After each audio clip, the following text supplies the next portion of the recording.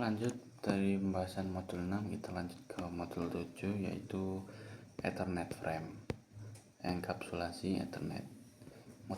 Pembahasan pada modul ini dimulai dengan diskusi tentang teknologi Ethernet, termasuk penjelasan tentang lapisan MAC dan bingkai pada Ethernet dan bidang bingkai Ethernet.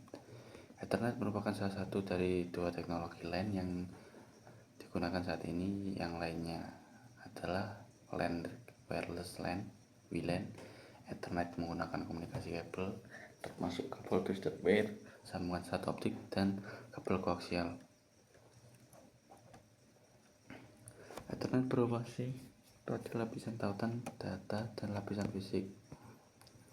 Ethernet merupakan keluarga teknologi jaringan yang diterapkan dalam standar IEEE. Ethernet mendukung lebar pada bit data berikut, yaitu kecepatan 10 Mbps, 100 Mbps, 1000 Mbps, 10.000 Mbps, 40.000 Mbps, dan 100 Mbps atau Gbps.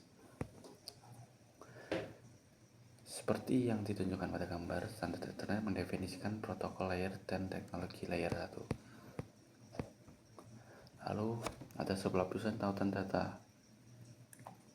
Protokol IEEE termasuk Ethernet menggunakan dua sublapisan terpisah dari lapisan tautan data berikut untuk beroperasi. Sublapisan tersebut adalah logical link control dan media access control, seperti yang ditunjukkan pada gambar. Ingat bahwa LLC memiliki peran berikut di lapisan tautan data, yaitu ada sublapisan MLC berkomunikasi antara perangkat lunak jaringan di lapisan atas dan perangkat keras perangkat di lapisan bawah. Sublapisan ini menempatkan informasi dalam bingkai yang mengidentifikasi protokol lapisan jaringan mana yang digunakan untuk bingkai tersebut. Informasi beberapa protokol lapisan 3 seperti IPv6 dan 4 untuk menggunakan antar muka jaringan dan media yang sama. Lalu sublapisan MAC diimplementasikan dalam perangkat keras dan bertanggung jawab atas enkapsulasi data dan kontrol akses media. Lalu sublapisan MAC bertanggung jawab atas enkapsulasi data dan mengakses media. Bisa dibaca sendiri. Enkapsulasi data IEEE 802.3 mencakup bimbingan Ethernet, pengalamatan Internet, dan deteksi kesalahan Ethernet. Lanjut sendiri.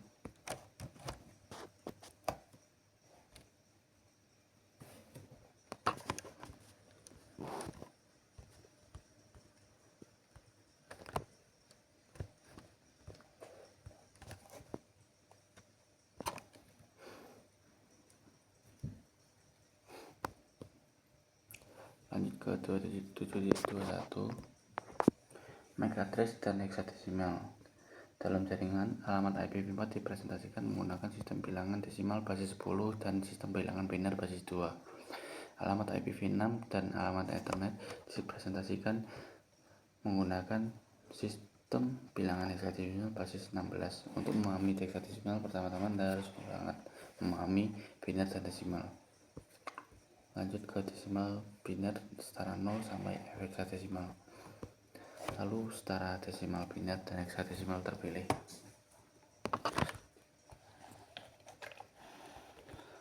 Bisa dibaca sendiri. Ethernet MAC address. Lalu ada frame processing.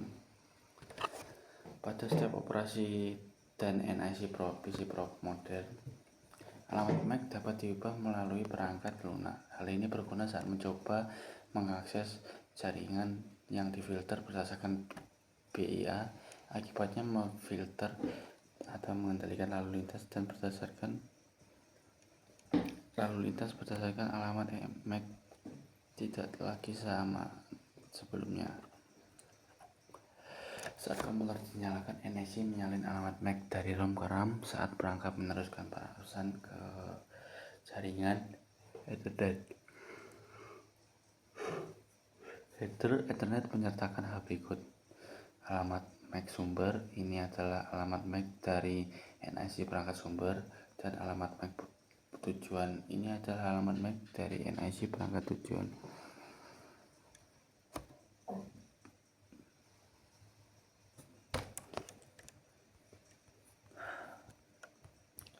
Lalu ada MAC Unicast. Dalam Ethernet alamat MAC yang berbeda digunakan untuk komunikasi unicast, siaran, dan multicast layer 2. Alamat MAC Unicast merupakan alamat unik yang digunakan saat satu bingkai dikirim dari satu perangkat transmisi ke satu perangkat tujuan.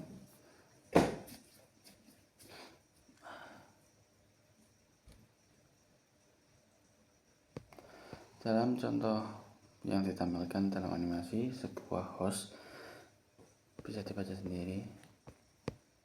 Lalu alamat MAC penyiaran frame siaran diterima dan diproses oleh setiap perangkat pada LAN Ethernet. Fitur-fitur siaran Ethernet adalah sebagai berikut: memiliki alamat tujuan FF, dan seterusnya dalam hexadesimal 481 dalam biner. Semua port switch Ethernet dibanjiri kecuali port masuk.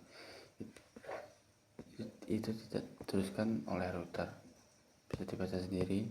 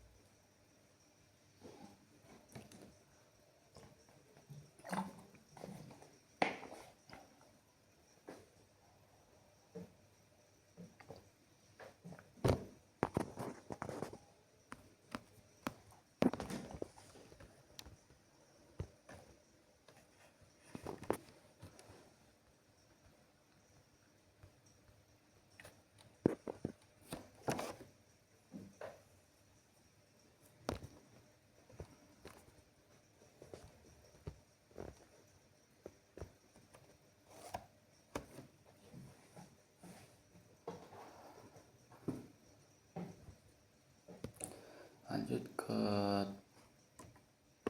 tabel alamat MAC, dasar-dasar switch. Sekarang setelah Anda mengetahui semua tentang alamat MAC, sekarang saatnya untuk membahas tentang bagaimana sebuah switch menggunakan alamat ini untuk meneruskan atau membuang frame ke perangkat lain di jaringan. Jika sebuah switch hanya meneruskan setiap frame yang diterimanya melalui sebuah port, jaringan Anda akan sangat padat sehingga kemungkinan besar akan berhenti total. Switch Ethernet memeriksa tabel alamat MAC untuk membuat keputusan penerusan untuk setiap switch frame. Untuk switch frame tidak seperti HP Ethernet lama yang mengulang bit dari semua port kecuali port masuk. Pada gambar switch 4 port baru saja dinyalakan. Tabel tersebut menunjukkan tabel alamat MAC yang belum mempelajari alamat MAC untuk keempat bus yang terhubung.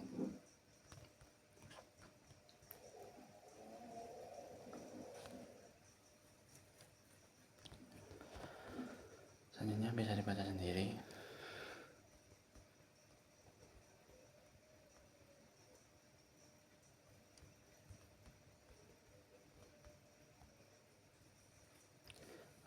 Memfilter bingkai pada switch. Saat switch menerima frame dari perangkat yang berbeda, switch dapat mengisi tabel alamat MAC dengan memeriksa alamat MAC sumber dari setiap frame.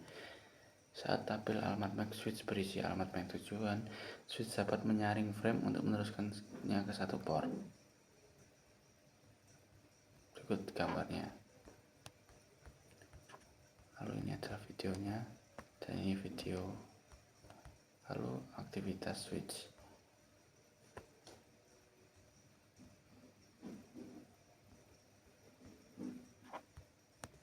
Lanjut.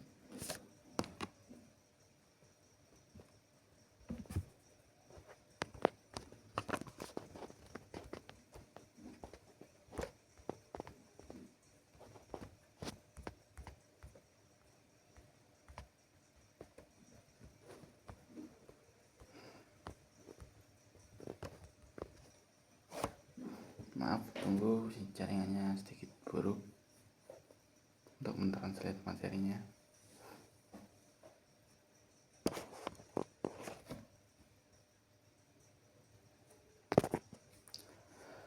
Lanjut ke 7.4 yaitu kecepatan switch dan metode penerusan.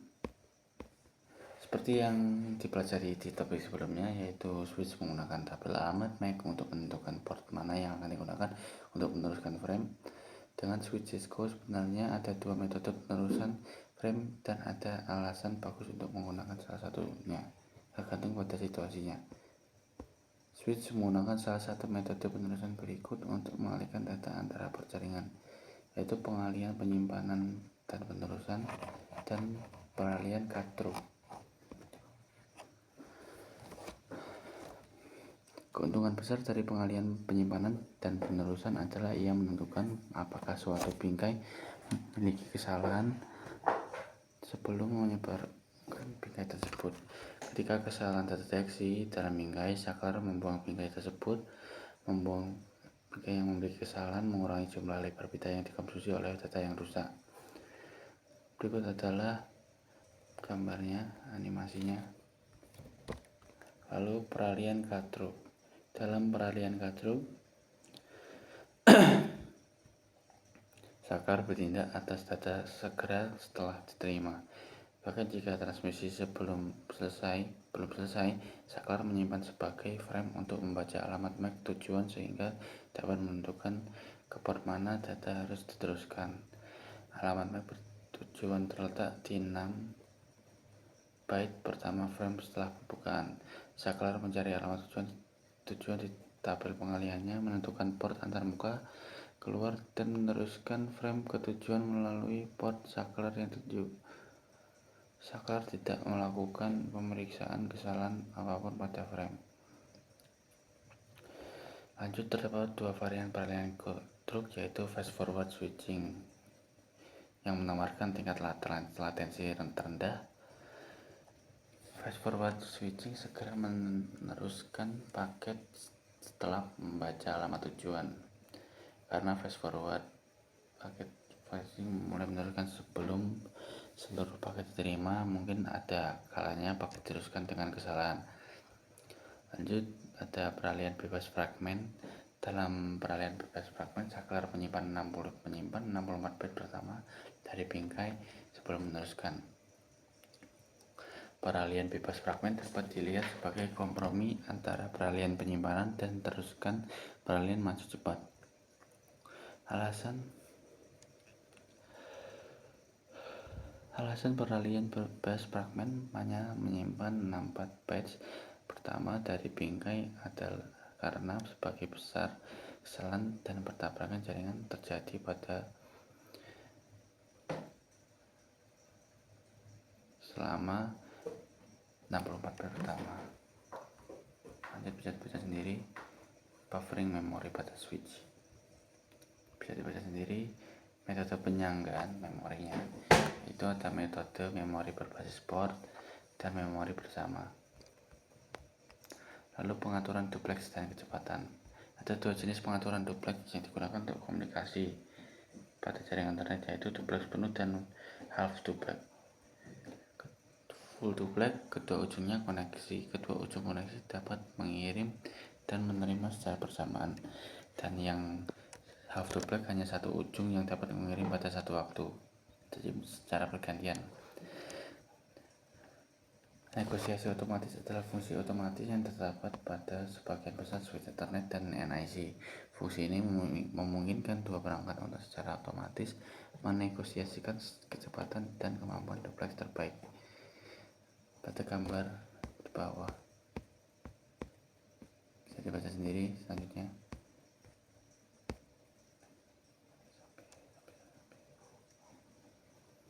lalu modul 7.5. Jadi kesimpulannya yang dipelajari pada modul ini adalah tentang Ethernet frame, Ethernet MAC address table, switch speed and formatting method. Dan itu saja pada bab 7. Sekian dari pembahasan saya. Mohon maaf apabila pembahasannya terlalu cepat dan tidak lancar. Maaf. Assalamualaikum warahmatullahi wabarakatuh.